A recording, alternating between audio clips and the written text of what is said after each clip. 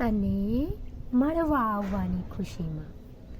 તને મળવા આવવાની ખુશીમાં ચહેરા પર વગર ફાઉન્ડેશને જ એક અલગ ગ્લો હોય.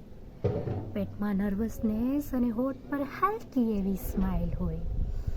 એટલે હરખ અને નર્વસનેસનું મારામાં અલગ જ કોમ્બિનેશન હોય. તને જોતાની સાથે તરત જ માઇન્ડને ખબર ના પડે કે કેવી રીતે રિએક્ટ કરવું.